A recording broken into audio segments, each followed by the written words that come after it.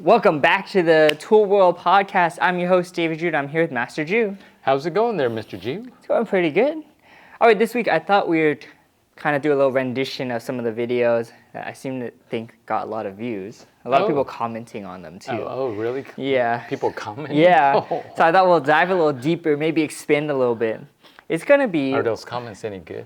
Yeah, I think a lot of people kind of agree. Agree? You know, with what we're saying. And You know, we were down in Vegas Mm-hmm. not too long ago. And, sometimes I talk to people and one of the instructors said, when you ask for advice, he goes, well, this is what I would do, but would never really give you a solid advice. Oh, okay. It's like, yeah, it only works for us. Yeah. Well, it's the only things that works for us or it doesn't work for us, I guess. That's all we can speak on. Okay, yeah. Anyway. So let's talk about, what is acceptable standard for patterns for each rank? Color belts only. So we'll break it down. We have white and yellow stripe. We'll just clump that together. Yellow belts, blue, green stripes. That's another clump. Green belts, blue belts, red belts. So we won't go through the stripe version. We'll just do individual. I thought I saw a comment on that. I don't actually stop to think about it, but there was some comments about standard and what's acceptable. Right. And do you remember what someone said? No. But I did. I think I read it and I was like, oh, yeah, no, that's true. Yeah, what's acceptable? All right, so let's start with the white belts. Patterns wise, what are you looking at? Pattern wise? Yeah. Well, how old are they? I'm going to say target demographic here is a child, so somewhere between the ages of 5 to 12. Because obviously a teenager can probably pick it up pretty fast. So. Right, and would it be really good or not good? I mean, I would just say this, is that students in general, we would love to have students in general are all world class, right? World competition standard. In other words, they're able to go and compete at the world championship, do really well, right? That's not happening, there's a lot of factor that goes into that, right? There's a lot of, training and obviously their commitment. So there's just a lot that gets to someone to that level. And you could have a student, let's say 6 or 7 years old, that comes every day and just doesn't click. And why? Well, I'm not a psychiatrist or a psychologist, but from our experience, right, I would say that everyone learns things at a different rate, right? And so what is acceptable? Well, those are good questions, I think. I'm not getting to the answer. Yeah, I know. Taking a roundabout path here. But you're making it back, right? We're making it back. I think that on one hand, you want to keep students motivated and moving forward. And, I think I was talking to someone recently about this. You have a person that comes from a different style, slightly different style, and they don't know all the requirements that you have. Should you wait until they get caught up? Yeah, you can wait. But that might be 2 years before they can actually get caught up. Within that 2 years, would they stop? There's a good chance that they would stop because any student might stop anyways. Right. Within 2 years. Not everybody's going to make it past that time, right? Right. So you have to find ways to motivate them. But if the person's stuck, and it shouldn't always be about rank, right? But if they're stuck, they're not moving forward, they're more likely going to lose interest. So you have to keep that interest going and so forth. So I think there's a balance between keeping them motivated as well as having a pretty high standard. Or a good standard. I shouldn't say no, it doesn't have to be high standard. I think if you're talking about children, I think I would be okay with they can do the pattern as far as, if we're just talking about patterns. And even if you're talking about white belts, we don't expect them to do a jump kick or flying kick or anything like that, just a basic front snap kick. I think... yeah, we'll keep it to patterns here. We're looking at patterns. All right. If a 6-year-old, I think I'll be okay with someone a kid that can actually just complete the pattern. Okay. Doing right and left. I mean, Yeah. that's actually pretty hard. Yeah, it is hard. For a child. Yeah. They don't know their left. Right. I mean, we have teenagers that don't know their left. Yeah. All right, let's go on to the yellow belts. Okay, so what would you say is an acceptable standard? Because now they're doing also fractional punch, block, chunji. Right. And now they're adding new, more complex moves. So maybe you can look at the past patterns as well. How does that? I think still the same. I don't have much high expectations on that either. No, I don't like think a I have yellow high belt. expectation. I saw one of our black belts, not one of our black belts. I know a black belt that kind of spoke about this idea about who are students and who are just consumers. And I was thinking about that. I was like, that's a very good point. Mm-hmm. Here we go on another. Another. We're gonna loop back over this Well, way. no, but I think it just kind of leads into this, right? And so he says that white belts and yellow belts are not really your students. What does that really mean? I was thinking, what does that really mean? They're just consumers. They don't understand what being a student means, right? And so what does a student really mean? It's like, are they willing to sacrifice for the instructor? A white belt and yellow belt doesn't understand that idea. They don't understand the kind of the martial art or taekwondo philosophy in a way. Mm-hmm. And so they are really more consumer. All they are is it's like an activity. I come in and I'm learning how to kick and punch and, maybe I get to spar or whatever it is. Yeah. And it's going to be like I go to a restaurant, give me food and give me great food. And that's all it is. Yeah. But then when you have that customer that goes in and they'll do anything for that business, right? There are people like that. They only go to that same coffee shop or that same restaurant, and they give back. Oh, you need some help? Yeah, I'm willing to come out and help you. And students are really, that's kind of where I would hope that Taekwondo students are that way, that they would want to sacrifice for the art and their instructor, right? And so, getting back to what you're saying, yellow belts, yeah, kid, yeah, pretty much like a white belt. Okay, they can complete it. Maybe a little bit better technique. A little bit better technique. But they can complete the pattern. Yeah, because they're still. Okay, we can only speak about our own guys, but we do have some students that find it difficult to learn Dangun. Right? Yeah, that's definitely true. Just to get the correct right hand up or down on the twin outer form. Right. It's going to be real difficult. Right. Why do you do it that way? Yeah. Did I ever show you that? Anyway. All right, let's move on to green belts. All right, so what are you looking at for them? Yeah, so green belts for sure. I'm going to come down a little bit harder on them. And I would expect some of the fundamentals to be a little bit better. The sitting stance, the walking stance, those things, L stance, length, they've got to start working on being a little bit more, detail oriented, I think. And are they trying? Because a lot of times I think not to say low ranks, not to say they're not trying, they're just kind of doing it. But I kind of think that green belts are pretty high rankings. They can still feel like they were a white belt or a yellow belt. And so I expect more from them. Yeah. What's your thoughts? Yeah, I'm going to say probably so. Probably about that one. But it's still kind of low or expectation. I think you can't expect next one, I'm going to come up a little bit higher here. Right. All right, so we're moving on to blue belt. And this is kind of where I have more of an opinion on it. Oh, okay. Because I think now you've probably been doing it for a while now. Yep.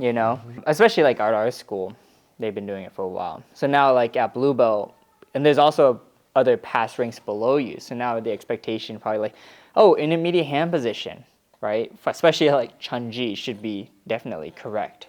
Right. Twin forearm block for sure. But maybe, if they're doing Jungun, is that intermediate positions always correct? Yeah, it might not be so because that's kind of their rank pattern. But you're expecting a lot of that lower rank stuff, to be looking pretty good at that point. Right. Yeah. What's your thoughts on blue belt and red stripe? No, I agree. I think they have to be better. But again, same thing. It's like, what do you is acceptable? Like sometimes I look at students and Well, one thing I would say is like, especially because of the patterns at Blue Belt, like that, the walking stance, L stance gotta look distinct. I'm sure there's a lot of people out there that has like students that it looks the same, just like us, right? I'm sure that happens. The walking stance and L stance just blends together and it looks. Well, I think maybe on an average. Right? Yeah. Because sometimes I think about this and I was like, well, what's going on with this student, right? Maybe he has issues, or he's challenged in some ways, and so he can't do that, right? But on an average, yeah, I think you can expect a little bit more. It has to be better, but it's kind of like judging. It's subjective. Yeah. It's what you think. I could say, yeah, that needs more work, and then you might look at it and say, oh, it's perfect. Yeah. It's everyone's an opinion on that. Yeah. I think I've mentioned this before. We had those two twins. Yeah. They looked identical. I mean, they looked identical. They moved identical. And I split up amongst a couple fourth dons. So I said, hey, grade them. One fourth don graded them awesome. The other one says, not so good. I was like, wow, what's going on here? What is your expectation, right? So well, people just want to know your opinion. They're looking for your opinion on this too. So my opinion? Yeah, your opinion? No, your opinion. Your opinion. Why would you want my opinion? People want to know opinions, right? Yeah. All right, let's jump to red belt. What is belt. our expectation? Red belt, black stripe, patterns wise. Yeah, they kind of look better than a white belt. I mean, I think like red belt and black stripe, man, they got to be probably looking almost like a black belt. Yeah, and I can't even say black belt. Well, that brings up the next question of like, what is black belt? But we're not going to touch on that today. What's acceptable for black belt in patterns? But I'm going to say like, okay, well, I think, you could look at it from the point of like, if I was a bystander, when I look at a red stripe, black stripe, what do I see? And I would say, yeah, those low ranks, they're like little babies, white belt to green belt, right? Then blue belt, you're expecting a little bit more. And from instructor, I would say, the stepping, the stances, make sure they're very distinct, right. Intermediate positions, and then red belt, I might look at it like, as an instructor, okay, they probably should be looking close to a black belt. What does an average black belt look like at that school? Well, that's a good question. But from a bystander point of view, they can't just look like they're dancing around. Oh. And they got to know how to do the pattern. They got to know how to do all the old patterns. They got to know how to do the techniques correctly, right? Have crossing the hands, intermediate position. What would you say? Well, it's an opinion, and it's based on your own experience, right? We've seen a lot of students. We see a lot of high-ranking black belts. We've seen high-standard black belts. And so you could try to say, yes, everyone's got to be this. Unfortunately, it probably won't happen. I mean, you can, right? Don't get me wrong. I mean, I know an instructor says, if you can't do this and you're not going to be in the next rank, okay, doesn't have very many students. Or you can just go like, you know what, everyone just moves on to the next rank. Doesn't matter. Yeah, we're trying to find a balance between good standards and keeping them motivated, right? And they've got to be able to at least complete the pattern. I mean, you have black belts that even some of the fundamental intermediate hand position, even a very, very low rank, is incorrect. And I even saw it at the World Championships. And so is it their fault? It's not necessarily their fault. It probably is the instructor's fault for not correcting those things. And we can probably always correct something. The other day I was correcting a bunch of black belts in class, right? Yeah. And explaining why is it not this way.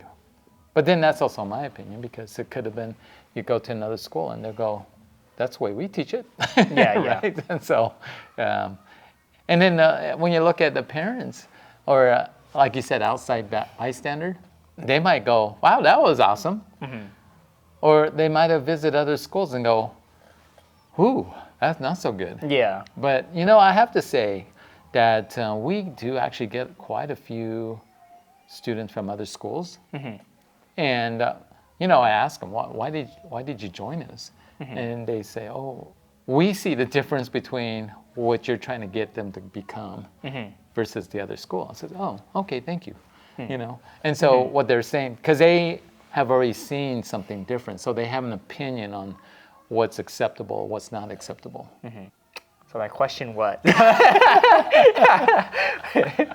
I'm not answering your question, I see. All right, you give me your answer. I did tell you my answer. Right. No, you're right. I mean, a black, like a red belt, black stripe, you have certain requirements that they should have. They should definitely be demonstrating some good fundamentals, may not be perfect, and they've got to have skill sets that should be able to, let's say, even let's say a 10-year-old red belt. Now, I don't expect them to be able to defend themselves against an adult because there's a definitely experience differences as well as size and so forth.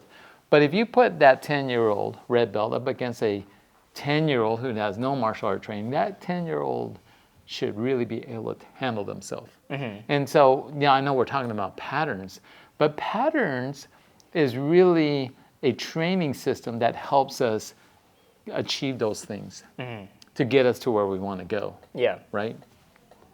Which also, I mean, this may not be the topic this may not be the podcast where we talk about, but there is a correlation. I was looking at this study about training, martial art people that do training.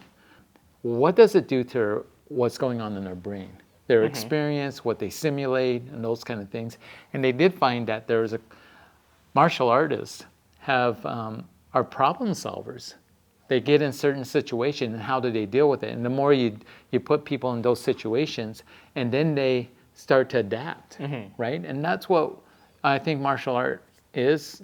Taekwondo, we put them under pressure, we put them under scenarios, and how they do respond. So in real life, and they're under self-defense situation, they've already kind of gone through this.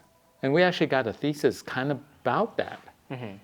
This lady, one of our students that is testing, talked about why did she make that decision when her friends would have never thought of that. And it's probably because of the training. Yeah. Right? And so, I know that wasn't the answer you wanted. But I would definitely say red belt, blue belt, red belt, their fundamentals should be fairly solid. Yeah. And have some power to it. Yeah. I want to look at it and go, yeah, that's okay. That guy's pretty good. Effort. I mean, it might not be perfect technique, but it should look, better than something that somebody off the street, a kid. I think that's also, a kid. Are children able to, some are, some aren't ready for that. Yeah. That's why you wouldn't have that's why we don't really have a 6-year-old black belt. Even if they could do all the pattern. Yeah. Let us know your guys' thoughts. This is a long one, so I guess I'm going to have to really edit this one. Yeah. Yeah. Too bad. It's going to take a long time. Sorry. Well, let us know your guys' thoughts on acceptable standards in patterns for children. All right. As always, don't forget to be safe. Keep training. And we'll see you guys next time. Take one.